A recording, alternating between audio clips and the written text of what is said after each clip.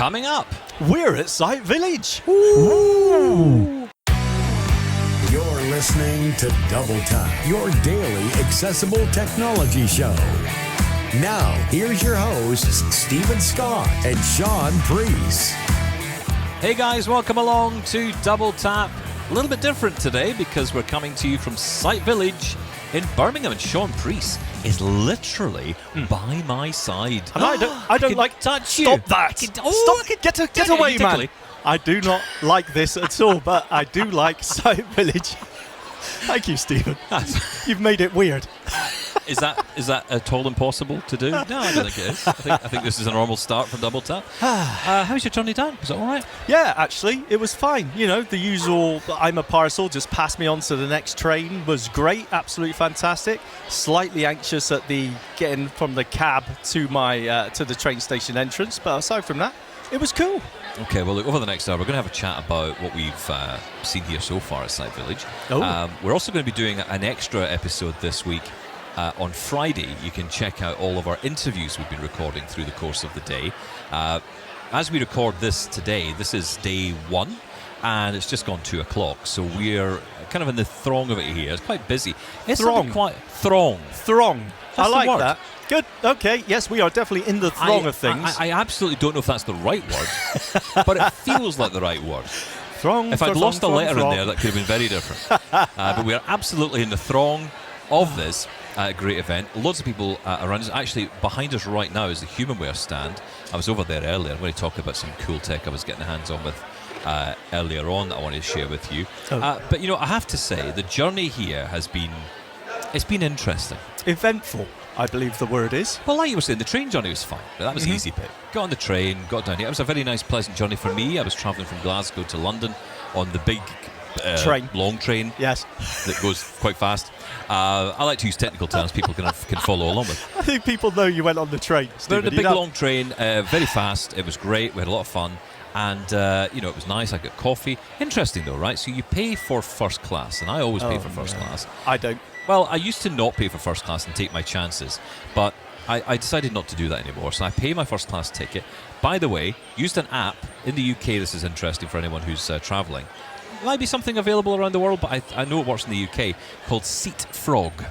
Seat Frog? Seat Frog. Okay. And basically what it does is it lets you get access to cheap or cheaper first-class tickets on the train. So just a little tip for you there. Very accessible app. It's kind of like an eBay for train tickets. Oh, that sounds cool. Yeah, so basically you sign up to the app and you buy your original ticket for your train. So in my case, I'm travelling Glasgow to London. So you buy the original ticket, standard class ticket, and then you bid on a first class ticket. It was all very accessible, and I won the bid. For how much? It was like £50. And how much would it be normally? Like double that.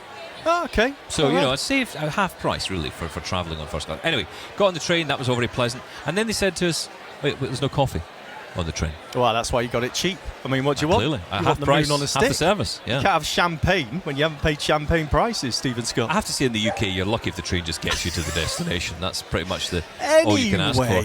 Anyway, we get to Birmingham, and Birmingham is in the Midlands of England, so it's kind of middle. It's about an hour and a half outside of London. Clues in the name. Midlands. Yes, thank you. Well, yeah, but people don't know that.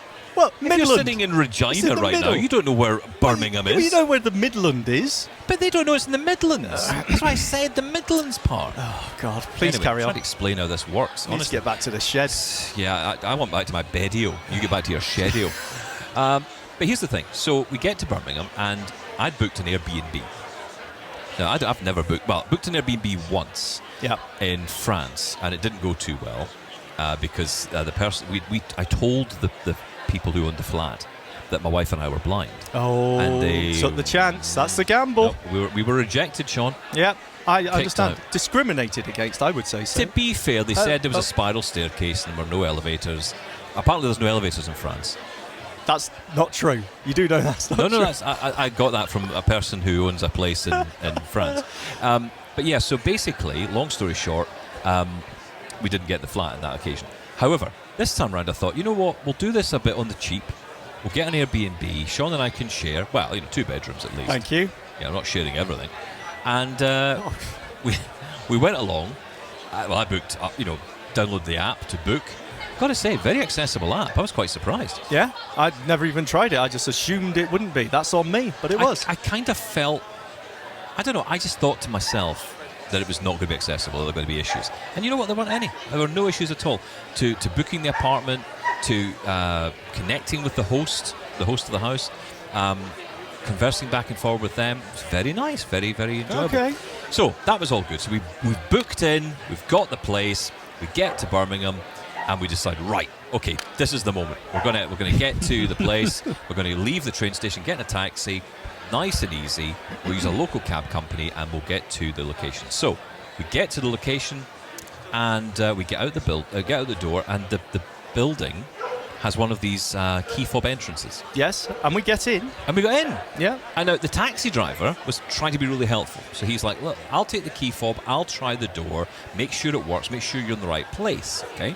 So I thought, oh, that's brilliant. That's really helpful. We were quite complimentary with the taxi driver. Yeah. At that point.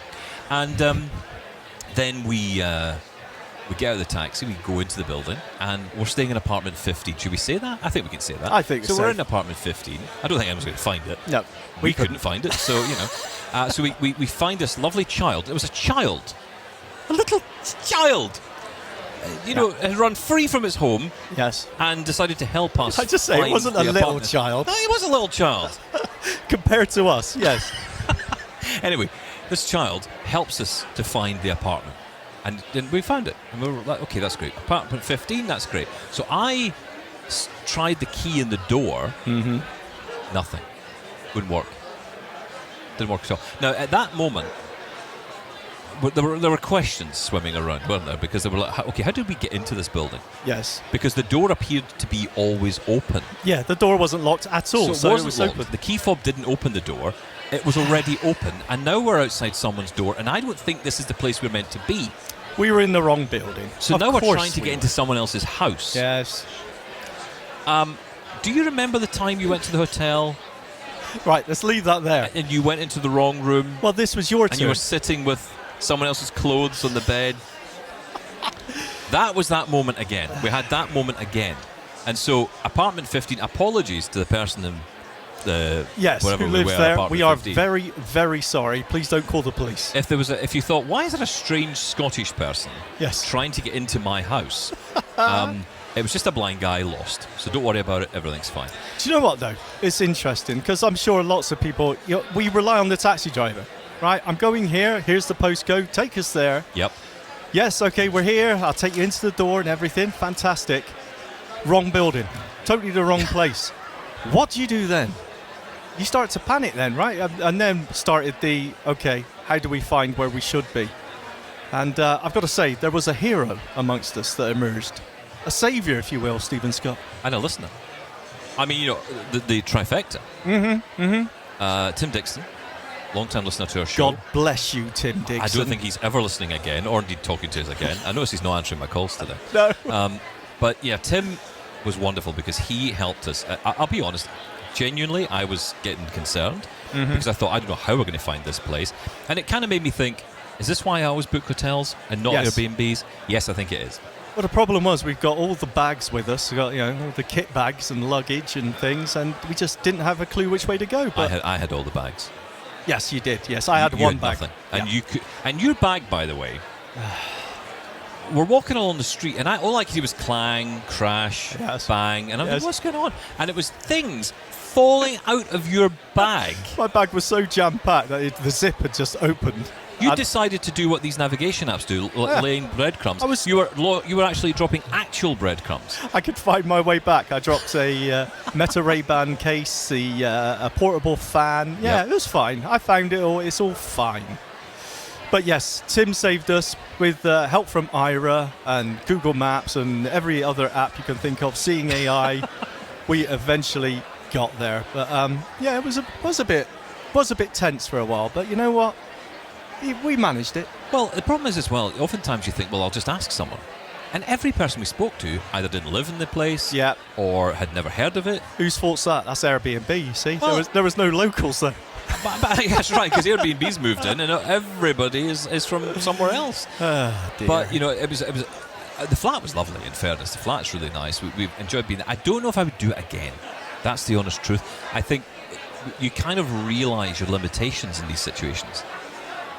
Yeah, but aren't we always relying on someone to some degree, right? I mean, yeah, I don't know. Look, we always had those bad experiences where it's all things, everything seems to go wrong and you can't seem to get any help.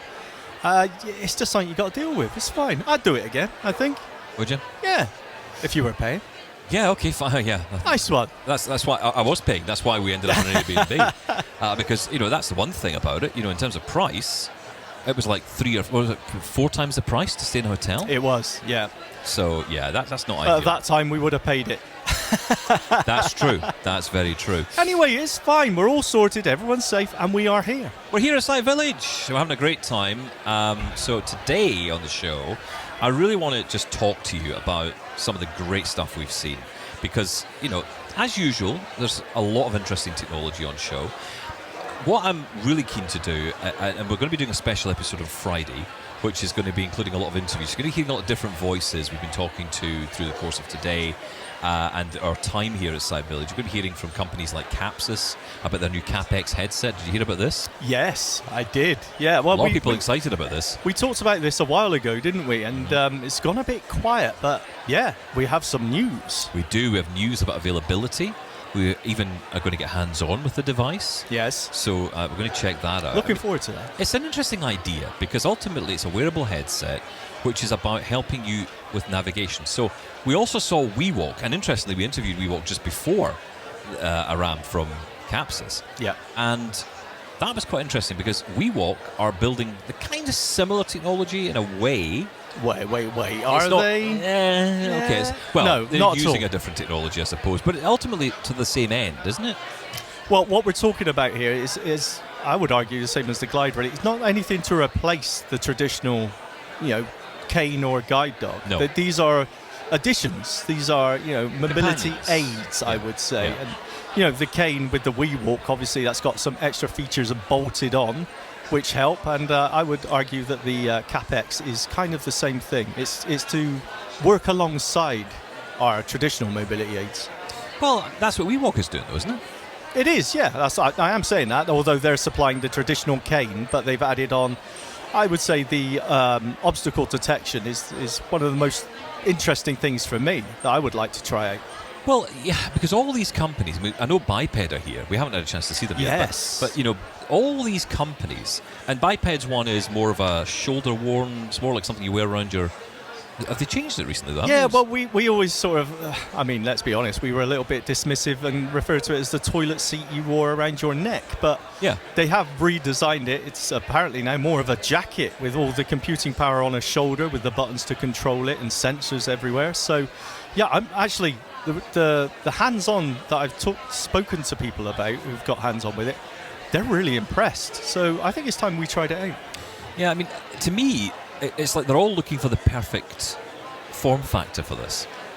Yeah, so that's WeWalk right. are doing it in the cane, which is good. Look, I haven't tried the WeWalk SmartCane 2. Yeah, we don't know I yet. did try the first one, and it had problems, it had challenges. One, you couldn't go outside with it, for example. Yes. Which, kind of seemed a bit, no, sorry, I tell a lie. You could go outside with it. It couldn't rain. Yes. Well, and of course, in Scotland, that's pretty much one and the same thing. Mm. So, that was a problem. But there are issues, I think, when you're using a cane that's giving you feedback already, and people need, people who don't use a cane will often say, what is it about the cane that's so important? But it does give you a lot of information through that handle. Oh, of course. And then it's adding, with WeWalk, it's adding an additional layer of information through that same handle. For example, it's using it to detect obstacles overhead or at head height. So, you walk up to tree branches, you walk up to overhanging leaves or whatever, that's going to be something it's going to pick up on. Yes. And you're getting that feedback as well. So is it, this was always my challenge with this, are you kind of layering too much? It's a lot of cognitive loads, right? Yes, it depends if it helps. Look, as ever with all these devices, how do you relay that information back to me as the person using this device in the best way? I use Voice Vista, I use, Blind Square, all these, we've all used. What's it called? Lazarillo. Mm-hmm. And sometimes I can have them all going at once. and just get so much information. Sometimes I can cope with it, sometimes I can't. Sometimes I want as much information as possible. So it's a real difficult balance to get how much information and how to feedback. Should it be haptic? Should it be beep? Should it be spoken? The only way to know is to try it and see what works for you. So BiPED does it over the shoulder or over both shoulders. Yes, and they use some sort of spatial audio to navigate you around. BiPED. I like a bit of beepage. Yeah, we all like beepage. Beepage is good. Tonage is better. Oh, okay. Personally, because beepage, beep, beep, beep, beep. I like a bit of ooh. I like that. Okay, I'm so sorry. Yes, we're talking spatial audio a la Soundscape is what we're talking about, or Voice Vista. Don't get French on me. That's I reject you. So, yes, and thank you. And the WeWalk Cane with the obstacle detection, at least I think, is beeping as well. Well, no. Or is it both? I don't think it beeps. I don't know about the second edition. The first one, it was all vibration. Yes. But the other benefit of WeWalk, I mean, as you say, it's giving you that information in this other way. In this case, it's vibration feedback on the WeWalk SmartCane too. But in addition to that, it has this functionality, which I think is a bit of a Marmite feature, if I'm honest, which is the ability to talk to ChatGPT through the cane.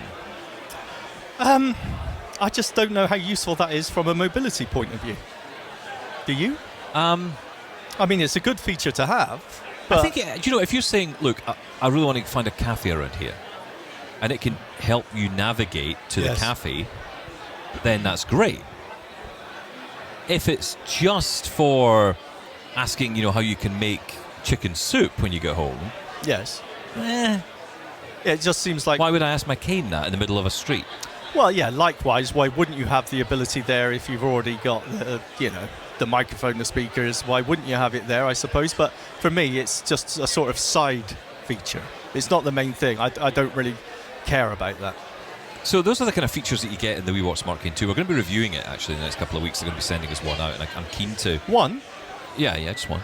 Okay. Yeah, I'm not giving you. I'll go with you'll lose it or you'll sell it.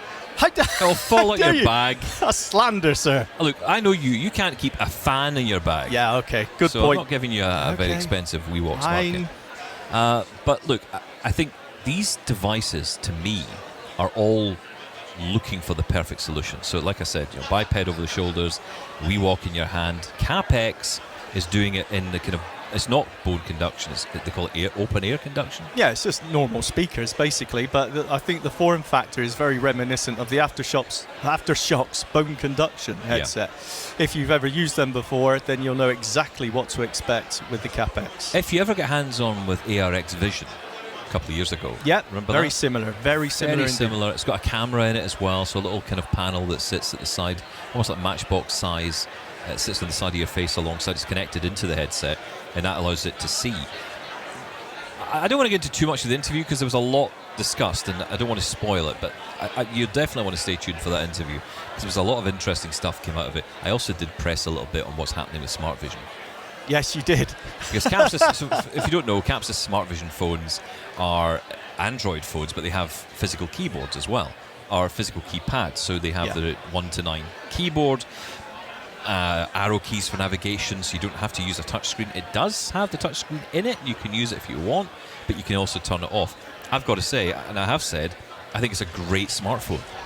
I actually saw someone the other day on Mastodon saying it's the best Android phone out there because TalkBack works really well on it. It does, yes. So, it's really good in that sense. You loved it, but... I did, but it wasn't powerful enough for me. That was the issue. Yeah. Didn't have enough grunt in it. Didn't have enough power to do... Just lacking, you said, yeah. Yeah, and I don't know what grunt means.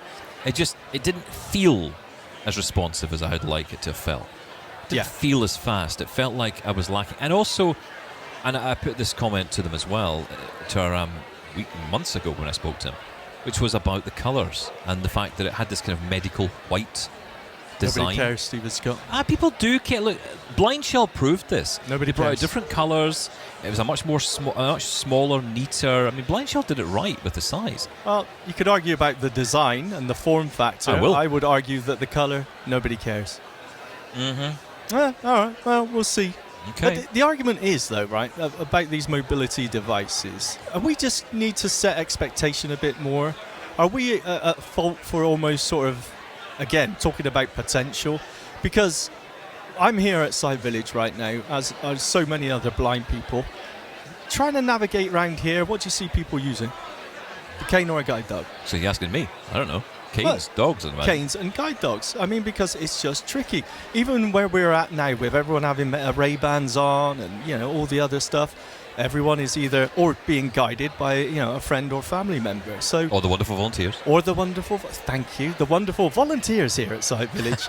So no, I haven't seen one yet, by the way. They haven't approached us. Okay, they sent us to the coffee shop. So, what am I saying? Oh yeah, they were the organisers, by the way, just so you know. Oh, were they? Yeah. Oh, that was the organisers that spoke Thank to us. you. That's why they were so pleasant. Do you think the volunteers would have been that? I mean, not they would have been nice, but you think they've been that nice? You're digging a hole, Stephen Scott. Look, what I'm saying is, as blind people, right, as you're listening or watching this right now, you know the difficulties in getting around. And I'm not sure we're at a stage where any technology is going to solve those problems, but anything that can sort of take away that anxiety is a bonus. Yeah. Wouldn't you say? Yeah, I mean, it is interesting, isn't it? But all the technology we have, we're sitting here today as we do this, we've barely been able to get on Wi-Fi today. Yeah, that's right. Yeah. And that means every service that we would use is redundant to us. Yeah. Like, I thought, I'll use Be My Eyes for that. Oh, no, I can't. I'll go for the coffee shop. Oh, I'll need to find someone because there's no Be My Eyes. I can't get access to this, can't get access to that. And that's a problem. When the internet goes, I mean, we were saying this morning as we were coming here, when it works, it's brilliant. So we left our place today. We left the flat. We ordered an Uber. Paid with Apple Pay or whatever. Paid with Apple Pay. It was smooth. And it's great when it works. But it's also great if you have the knowledge to use all this stuff. I think about all the people out there who just don't. So look, it's a story in the UK at the minute about health. Now, this is probably happening around the world in various stages of development. But there's a lot of move at the minute by governments to create digital services for residents. Yes. And, health is one area in the UK they're moving forward with. I was listening to it in the news the other day. And the issue is that you have this push to everyone using digital and actually then getting to the stage where there are no humans you can contact because everything is via some kind of device. Yes, digital portal. Yeah, that's right. That's absolutely true. And people are left behind. What do those people do? And this is why I'm kind of glad companies like Blindshell and Kapsys exist, because I think those are the roots back in. It gets you access to the latest technologies. You don't have to learn how an iPhone works. You don't have to learn how an Android phone works. You can learn how the systems work, but using methods you're perhaps more used to or more comfortable with. You don't have to worry about, swipes on screens and all that kind of thing. Yeah. Well, I would say arguably events like these are where you really try and reach people who are unsure about technology. Because they just ask the questions and they can get hands-on and they got experts right there. So I think these events are really important. What is the one piece of tech that you've heard most about here at the event? Ooh, that's interesting.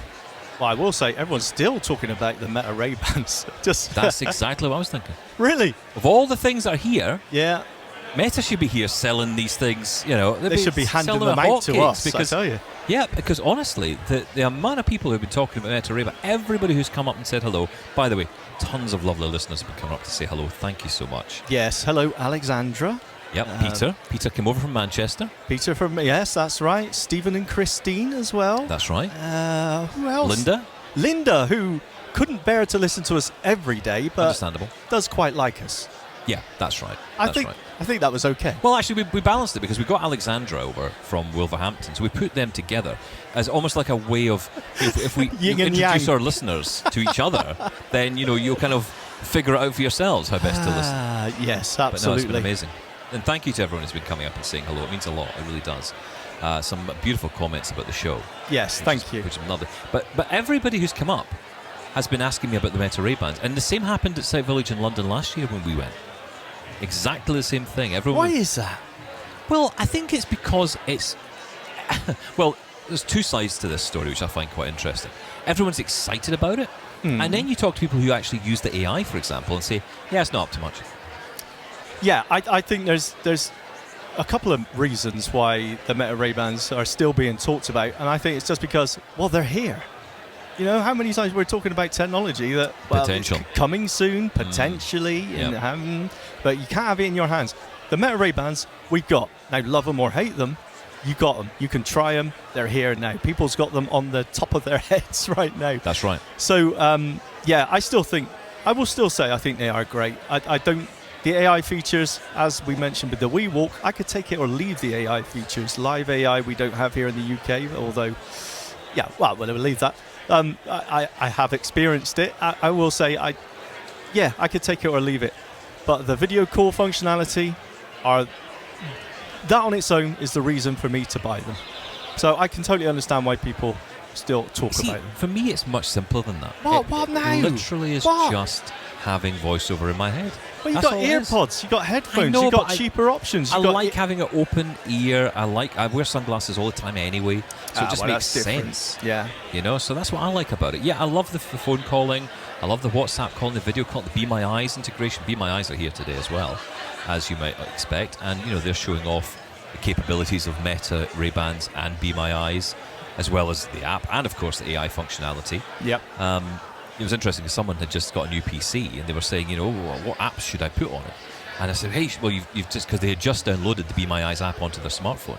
And I said, what you've got to do is get the Be My Eyes app onto your PC. For Windows, yeah, it's very good. Now, you don't get access to the volunteers, I don't think. No. It's the Be My AI functionality you get access to. It is. It will describe your screen, and if you're doing something like this or having a Zoom meeting which needs your camera on, you can get the camera. You can get a description of what the camera's seeing. So, am I in shot? Am I in frame? What am I wearing? Am I covered in gravy? All those things that we all ask. I haven't checked that today, actually. Yeah, I have no idea. Sorry if I'm rough here. Yeah, we're both rather rough today. Not for any other reason than just because, honestly, that bed was so hard in that Airbnb. I'm going to be writing a strongly worded letter to the host after I've left, obviously. Yes, I believe you described it as a prison bed. I haven't been in prison, but I imagine that if I... Can I just say my bed was lovely? It's not the same bed. Wow. Listen, I want to tell you about some of the cool stuff I'll get a chance to get hands on with a bit later as we continue with Double Tap. Stick around. This is Double Tap. We'll be right back. Double Tap thanks Turtleback Cases for supporting this podcast and for their decades-long commitment to the blind and low vision community. Since 2003, Turtleback has been the original name behind protective leather cases for note-takers, trusted by thousands and designed with real feedback from real users. Made in the USA, their cases are rugged, ergonomic, and built to last. They offer custom-fitted protection for devices like the Victor Reader Stream 3, Blindshell Classic 3, Mantis Q40, Sense Player, Orbit Reader 20, Focus 40, Braille eMotion, and more. Use promo code DT12 for 12% off your entire order. And yes, they ship worldwide via FedEx, complete with tracking. Visit turtlebacklv.com to see the full lineup. This is Double Tap. Now, back to the show.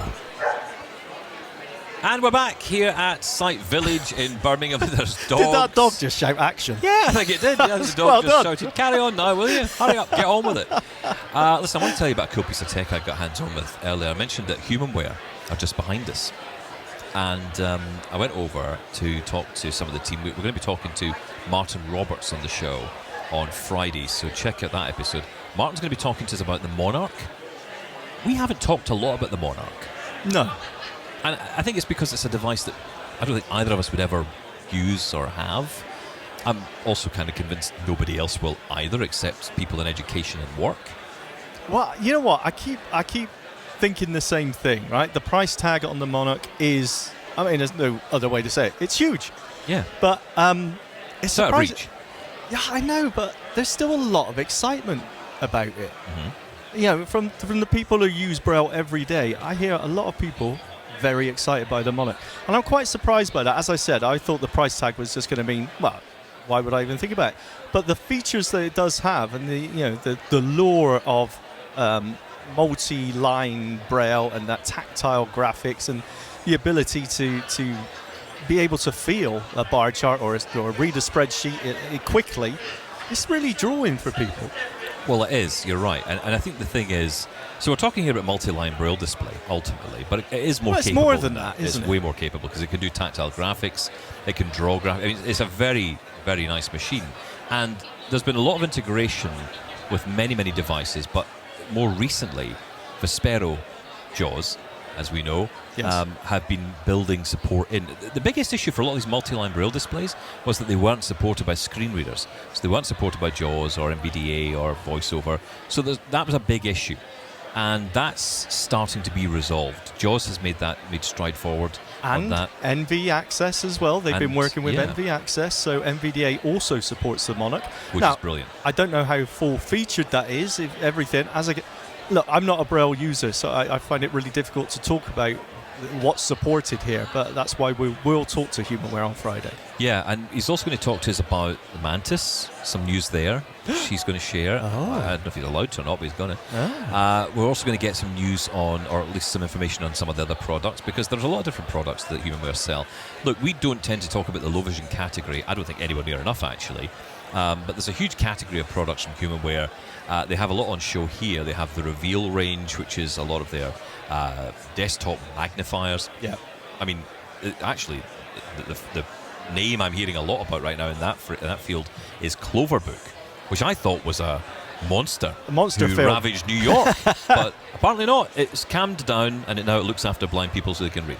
God bless you, Cloverbook. Cloverbook Yes, is amazing. Apparently it's a video magnifier, is that right? Yeah, so that's a range of them. There's different sizes. Someone who'd come over to see us was talking about it. He's in the market for one of these devices, and he was saying, the sharpness, the acuity of the screen, the camera. It's kind of going back to the old days, actually, because they were almost TV cameras that were inside these things. They were so good. Well, they were massive back in the day, Huge. proper CRT screens, which, I thought the resolution was okay back then, but now with the technology that we have today with OLED screens, the ability to give you that amazing saturation and deep blacks, that high contrast, it's important, right? Especially if you're low vision using video magnifiers, you need that high contrast. I used to live in inverted high contrast. Yep. It was the only way I could use anything for a long time, so it's so important to have a high quality screen. I remember at school, we could always tell who had used the CCTV or the desktop magnifier last because of the settings that it was set to. Oh, was it yellow on blue background and or who was white on the black? Black on yellow or whatever it was, Yeah, we always know who it was based on whatever the settings were. And what were you, Stephen Scott? It was plain for me. I didn't do the inverted colours Oh, faker. Unbelievable. Okay, all right. Just zoom it in. That was all I was about. Just zoom it in as far as it'll go. But yeah, so they have a lot of these devices on show from HumanWare as well. And there's one product which I saw, which I kind of initially thought was for people who were low vision. Now it is, arguably, it's for anybody, to be perfectly honest. But I would say blind people could really benefit from this. Now, you've heard about, as we were just talking about, desktop magnifiers. Yeah. But there are also desktop readers. Yes. And this is a technology that's been around for a long time. I remember one, I want to say it's Read Easy. I think that's the name of the company or the name of the brand. It was basically almost your kind of traditional type scanner, photo scanner. Yeah. But it actually had some extra buttons on it, and it had a software built into it. You can actually hook up at Windows running on it. And it was basically a full, all-encompassing computer, but scanner. And that's its only function was to scan. Right. Very much like the Kurtz files, right? Yeah, that's right. And Yeah. there's been lots of these. There's been iterations of this over the years, lots of different types. But with AI now, they're trying to some amazing noises in here. But with AI now, the ability to get more information and more contextual information out of these, whatever you're scanning, whatever, a magazine, whether it be a birthday card or whatever. Right. No. What? No. What? Come on. Now look. Hang on, let me tell the story first, and then poo-poo it, right? All right. Okay. Let me tell you what the thing does. So this is called the Hark AI Reader, okay? And I'd heard about the Hark. It had come out a while ago. Very simple device, tabletop. So it has this little arm which kind of pops up, and then you put the document under it, and it snaps a picture and just reads the document. That's what it did at the beginning. Yes. Now they have the Hark AI, which I think is a separate device. It's new. And what it does is it's the same form factor, but it adds one extra button to it. And what you do is you put the document down. It can still scan the document. It can still read the document as it would. or you can press the AI button and it will do all the contextualization. So I was shown a birthday card, right? Okay. A handwritten birthday card, happy birthday to blah, blah, blah. And the card was put under the machine, it scanned it, and it said, this appears to be a birthday card. The message inside reads, and it's signed by, with a message that says. Okay. It contextualized the whole thing. It didn't just say, top left to bottom right, this is the text I'm seeing on screen, like an OCR does. It was contextualizing the information from the OCR. Right. So come on, slaughter that. Well, I wasn't going to slaughter it. I just find it interesting.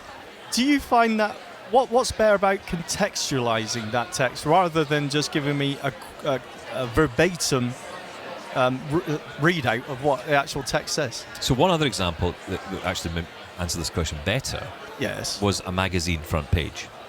So he showed a magazine front page which contains lots of different headlines, lots of information, lots of text, maybe about the issue number, all the things we'll hear about. Most people would just look past. But it'll have headlines on it that don't necessarily, if you were to read it continuously, it wouldn't make sense because it's a number of different headlines merging together. This was able to contextualize that and talk about the individual headlines, talk about the name of the magazine, talk about the issue, give you the overview, almost the way you would want somebody to do if they were describing it to you. That's the bottom line, right? It's describing to you what it sees as well as read. It's not just reading it.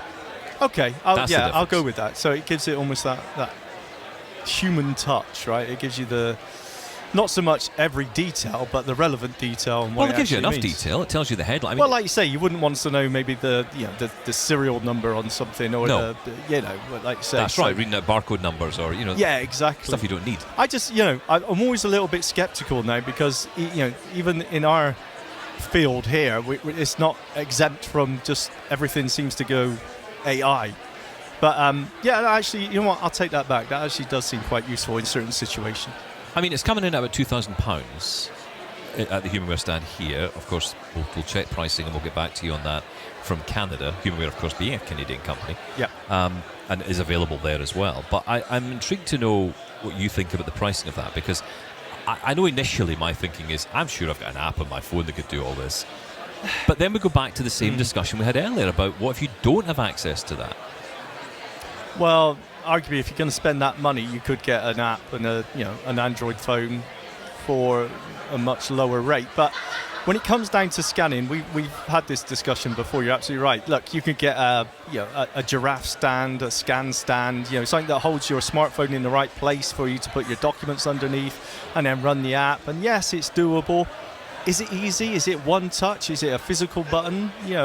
I think it's a personal choice. I know, a lot of people in education who have got a lot to read through actually prefer that one device, just put the paper underneath, press a button, and it's done. So I understand it. If you've got the resources to go for that, then that's fine. Absolutely. I mean, it's interesting you say that, because one of the functions that it had, because I was asking, there was a lot of different buttons on the side. Yeah. And one of the things it had was it also had USB stick option. And I said, okay, what's that for? And the idea is you put the USB stick in there, and if you wanted to scan a book, you could just scan the entire book and it'll just record it all to the USB stick. Ah, right. Okay. And then you take that USB stick, you put it into your Victor reader, and it reads the book to you. Yeah. No, that is cool. That's pretty cool, and that's a more modern way of doing it, the way that we used to do it with scanners and Kurzweil 1000. And well, we were talking recently about batch scanning using Seeing AI. And right? VD Scan, my favourite app. VD Scan, and look, terrible name, but app. There are ways to achieve the same thing, but it's just which is easier. I think I would actually prefer it if I had that kind of money available. Then I think I would go that way over an app and a smartphone. Yeah, I think you're right. I mean, I think if I had that sort of use case, you do need a reason. Well, I mean, so my wife recently talked to me about this because she has a number of cookbooks that she's had for years. Cookbooks. Cookbooks, yes. She's been cooking the books. And, she has loads of these books that she's had for years. And she said, I'd love to go back and read these. And that's exactly, you can do it with a smartphone. But also the whole desktop reader with a proper speaker in it, hearing the audio properly. That stuff matters, right? It does. That's where it gets. It's easy to say just do everything with a smartphone, like you do, but it's not always. It's not always easier. And it's not always better. No, yeah, but look, let's be brutally honest with each other. In that case of a one-off, I just fancy reading my old cookbooks again. You're not going to lay out a large amount of money just to do that, right? There needs to be a reason. If you're doing something for work, if you're doing something for education, something for training, that you're going to be doing this quite often, then absolutely it makes sense. For me, right now, for the amount of times I need something like that, then I can make do. So coming up on Friday, we've got an interview with a rather interesting guy. He kind of got me because he said I couldn't understand it at first. No, I noticed. He was confused. I was totally confused. In fact, I think we had 3 or 4 runs at the interview start because I couldn't understand what he was talking about. It's something to do with creating Haribo sweets. Yes, that got you excited. I was like, right, I'm hooked. Have you any to demonstrate?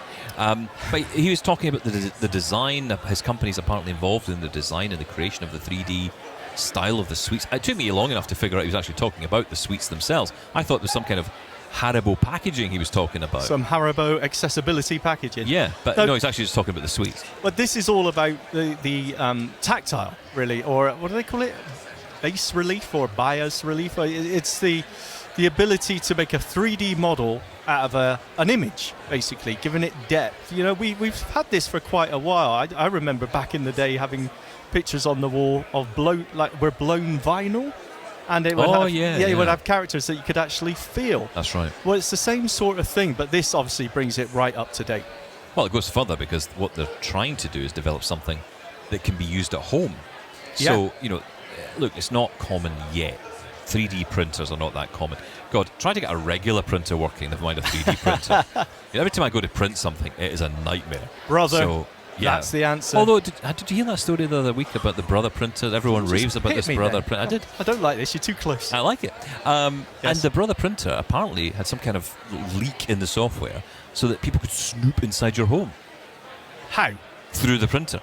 What? Yeah. Well, what can they see through my printer? They go through the printer. Yes. And they're able to see things. Okay. We have no idea on the information on this. I didn't read all the article, but I saw the headline. I'm sure and it's fine. Interesting. Make sure you're up to date, people. Just update your software, exactly. That's what they said, and it'll all be fine. Okay. 3D printers. Yeah. Sorry. Thank you. Yes, that's where I was. And look, they're not everywhere yet, but a lot of people are playing with them. We've had a number of people get in touch saying, hey, I've tried out the whole 3D printing thing. It's quite cool. So I wonder if we're kind of getting to a stage where these will start to become, they're starting to get cheaper. I've noticed that. They're coming down in price. I think initially they were like thousands of dollars. Now they're coming down to hundreds. And a lot more consumer friendly as well, as in you don't need an engineering degree to actually set the thing up, and set it up in a clean room or anything like that. Right, yeah. So they are getting very much like consumer level. They're still not there yet. But the ability to be able to create your own touchable, or I believe, has he referred to it, lumpy, bumpy photos or images. Yeah, I like how he talked on our level. Yeah, exactly. Yeah, he knew who he was talking to. Mm-hmm. Lumpy, bumpy photo. But you think about that. Well, to explain that, right? So he's talking about taking a picture, any picture. You mentioned about pictures of your kids. That's right, yeah. Growing up and as toddlers, I've got pictures at home, and I can see them in my mind when I could see. And I remember the photos, but I obviously can't. I just can't see them anymore. Yeah. Other than in my mind. That's right. But the ability to run that image, that picture I've got, through some software, and for that to be given the 3D model treatment, and then, for example, that image to be printed out on a 3D printer, I can then feel it. I can feel the shape of, your dog or your children's face or whatever it may be. And I think that sounds amazing. Now, I have to mention at this point, because Lawrence Gunther of AMI will not be happy with me if I don't mention this. Because he wasn't happy with me the last time I didn't mention it, so I need to mention it now. Right. So Canon had an event, I think it was last year. I remember it, yeah. They had a big social event about World it. Unseen. Mm-hmm. And it was a big event. I think it took place in a couple of different places. And the whole thing about it was showing this kind of, not the same as what this guy's talking about, but a similar type of technology being used to essentially 3D print like mountains and animals and all kinds of things to bring the pictures to life, to give these images life. And a lot of blind people were testing it. You probably heard about it. You've probably even seen some of the videos. A lot of people were quite emotional about it. The whole experience was quite something. And that is kind of where this is going, and it's all because of AI. Yes. I mean, I asked the question, and again, you'll hear this in the interview on Friday. I said, could you do this without AI? No. And there's a theme here. Even at this event, even at Sight Village, you would think, right? Because I thought, even this year, coming to Sight Village, it's going to be Braille displays, it's going to be desktop magnifiers, it's going to be USB players, it's going to be white canes. That's going to be the kind of general thing, right? And of course, there'll be some smatterings of new tech as well. But it's going to be that. But there's a lot of AI here. Yes. Even here it's infiltrated, which kind of surprises me as well. It's getting everywhere. But in this case, as you rightfully said, the being able to make touchable or tactile images has been around for a long time, like I said. But AI has really made it to a resolution. Now, the ability to make the details more accessible, more touchable to us. And before I would have thought, okay, this is only for museums, this is only for certain, I don't know, almost enterprise level. But actually, the idea of being able to do this for my own images really intrigues me.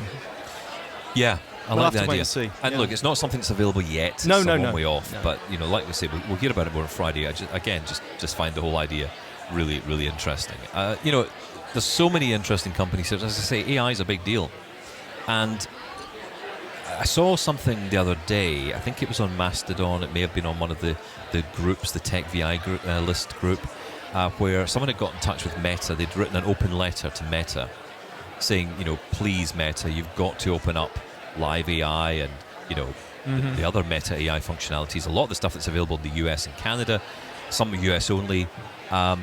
Open it up, please. Make it more available to the wider world. And, I read it and I felt really sad about it. Because the reality is it's got nothing to do with Meta. No, absolutely. This is...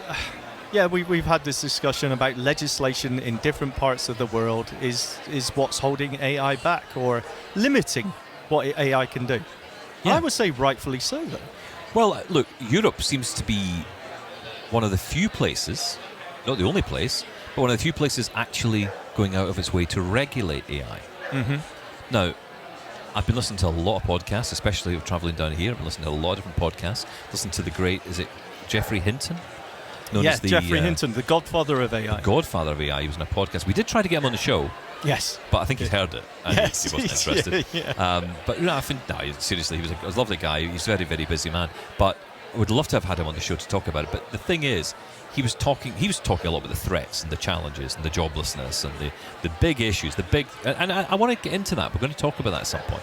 But for us, there's often this feeling that, there's a positivity, there's a hope that comes from all of this. But the reality is that it only comes if it's available.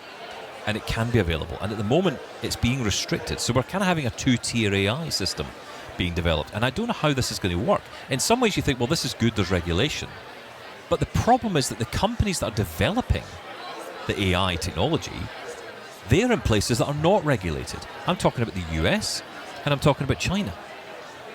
Right? Yeah. And neither one of them are going to slow down to make it more ethical. Or make it, they're not going to do the right thing by it because they're all moving forward at a pace so they can, make money. They're legally obliged as companies in the US especially to make money. So their shareholders or they whatever absolutely it may be. have to move forward quickly. Yeah, so what and you saying? if they slow down, China speeds up, so it's never going to happen. So the problem is Europe with its regulations actually going to be left out? Is it going to be left behind? Well, would you rather just let it go and not have any... It's all concerning privacy concerns and data. User consent of what data they're sharing. That's right. And should, if you start something, if you join up a service, should it be that your data is shared by default and you need to opt out? Or should it all be opt-in? Nothing is shared until you opt into it. Now, of course, I would say it should always be opt-in. You shouldn't just sign up for something and without really reading it, I know that's on us, but not really reading it or not even knowing, then all of a sudden you're giving away your personal data. It should always be, you need to say, yes, I don't mind if I share this about myself. Wouldn't you think so? And in certain countries, that's not the case. They give the benefit to the big tech companies. It has or to the be AI opt-in. companies. It has to be It opt-in. has to be. Yeah, that's right. And I think the issue is, the concern I think for big companies is that if they do that, people won't opt in, and therefore they can't use that data to grow the large language model. So? But then it's a difficult situation, right? It because is. Look, we go back to Apple Intelligence, and everyone says the same thing. When you talk about how bad Apple Intelligence is or how bad Siri is, the same reasons are given. Oh, well, Apple are so privacy conscious. So that's the result of that privacy. Yeah. Being at the focus, being at the heart of it. Well, then It's we a need challenge. to need to make a decision then, don't we? We don't care about privacy anymore. You have no right to privacy of your data. That doesn't feel great either. No, it doesn't. No. In which case There's we no just... way around this, is there? No, there isn't. There's no way around it. But what's getting me here is that there's a lot of... I mean, we talked to Kapsys, of course. Now, we're back at the beginning. We talked about Kapsys and the CapEx. And we asked the question about availability. And that came up. Well, it kind of depends on where you are in the world, right? Of course. It's what is going to be available to you. How it's going to be available to you. I think that the way that a lot of the technology companies here, not all of them obviously, but a lot of the technology companies here are looking at AI as like a toolbox or a toy box, as far, maybe even that's a better way to put it. Yeah. You know, because it's like, oh, look at all the potential here, look at all the things we can do with this, and then they build that into their technology. But there is that challenge. When we talked about the Hark AI Reader, Yes. there was a concern that, you know, obviously you've got to be careful what you're feeding through. This is another big issue as well. A lot of the people who might be buying something like the Hark AI Reader might not be that up on all of this technology, up on how all this works. And then suddenly they're in a position where they have, like you had asked the question, could I just get the phone number? Could I get the information? Yeah, basically like drill down into the information that you want. Yeah. Now, you can't do that on that device because you can't interact with it. No. Right, so you're just literally getting the information it gives There's you. no voice conversation mode. There's no way to But type let's a say message. say that's a doctor's letter. You hit the AI button. Yeah, it'll contextualize it for you. But that letter's now gone off into ChatGPT. Yeah, that's true. Now, It has. I imagine, and knowing HumanWare, they'll be fully signposting people to that. But do you think people fully understand what that means? No, I don't. I don't think And that's people know another that. concern, isn't it? It's true, but I don't know how do you get around that? There's no quick fix for that, right? It's the way it works. Until AI can run on the device, like if you could get the AI model to run on the scanner itself, there wouldn't be an issue. It would be absolutely fine. But right now, AI takes up too much power to be able to do that. Yeah, absolutely. Well, look, we're nearly at the end of our show here for today. Like I say, we're going to be back here on Friday. Friday. Well, the show will be coming to you for Friday. We'll be back in our bedios and shedios by then. We will. But we're going to be broadcasting a special episode Friday because that is going to include all the interviews we talked about, including many more. Some really interesting chats. You're also getting hands-on with some cool tech as well. Yes. So we're going to go do that later. Can't say what it is yet because we don't know. Yeah. But we're going to go and record some cool stuff for Friday, and we will tell you more about that on the day. Just a reminder, of course, do keep in touch with us because we're going to get into your feedback through the next couple of days. But keep your feedback coming, and we'll get back into it. I know lots of you have been reacting to the piano versus xylophone, the biggest issue of the moment. Yes. I've still got emails about it. Well, I should hope so because you're so wrong, Stephen Scott. Well, there's some people who are wanting to be, how can we say this, diplomatic about it Yes. and say perhaps we need to agree that it might just be both. Right. Okay. Other people are saying I am entirely wrong, you're right. Thank you. Thank you. And that's kind of it. Good. No one's saying you're right. No one then. said I'm right. No, okay. No one at all has said I'm right. Well done, listeners. I love you. I just want to say as well, a huge thank you to the wonderful people here at Sight Village for hosting us. They've been really, really helpful. A big thanks to Rose, who is one of the chief people here. In fact, we were talking to her earlier. Yeah. She's very, very busy. We were hoping to grab her to say a few words here. This is a big event for Sight Village, for QEC, Queen Alexandra College, Quack. And, it's a great event for people to come. The thing is, it's a lot about tech, but it's also, like, I think, we have the NFB, we have the ACB events going on right now as well. Yes. These are, of course, tech is a big reason for being here. It's a little bit like what we do here on Double Tap, right? It's about the community side of it as well. It's exactly the same. Yeah, that's a really good point. It is. The amount of Thank people you. you meet, the amount... I'm surprised, Stephen Scott, to be You honest. sounded surprised. But there is a social aspect to it as well. And just getting together and just talking. It's amazing. Yeah, we met some amazing people, and just getting a chance to chat to people about, why they're here, what they're doing. Yes. Yeah, it's been a lot. Why they can't listen to us every day. Yeah, don't bring that up again. I wasn't getting bitter and twisted. Don't bring that up again. We're going to end up with no show by the end of this. But Love you, Linda. Yeah, it's just been really interesting. But like I say, it is about, obviously, the tech, but about services as well. So there's a lot of groups and organisations. Guide Dogs are here, for example. Yeah. The Partially Sighted Society are here. There's lots of different groups in the UK that exist, and it's a great chance for people to learn. I learned about a great group called Blind Ambition. Yes, doing great work, by the way. Seema, who runs the group and is a huge part of it, we met her. We're hoping to get her on because we'd love to learn more about what she's doing. Yes. Really exciting stuff. Just about empowering blind people. Again, building the community. Yeah, and I'm sure there's a lot of people who've come through the doors here who've maybe never spoken to another blind person before. Yep. They've maybe come with a partner, they've heard about Sight Village. That's kind of why I think it's really important for us to showcase it here on the show. Because there's people who'll be watching this, listening to this, who'll be saying, I've never heard of this event before, lived in the UK for years, no idea. Yeah, absolutely. And that's why we cover Inclusive Africa and other events. We will, of course, be talking about NFB and ACB as well. We'll get a bit of a round table together when everyone's back. We weren't able to cover that this year, but there's lots of coverage going on. NFB and ACB have got lots of media ability, so they're going to be covering it by themselves. And we will absolutely be tapping into some of that, and some of the people who've been there will be learning about it. It's a very busy week, actually, for blind events around the world. But that is it from us here for Sight Village for today. Thank you for listening. Thank you for watching on YouTube as well. And we'll catch you for some feedback tomorrow. Shaun, Preece. Yes. I'm going to touch you one more time. Oh, I love it. Thank you. Bye-bye. Get me out of here. Can't work with this man.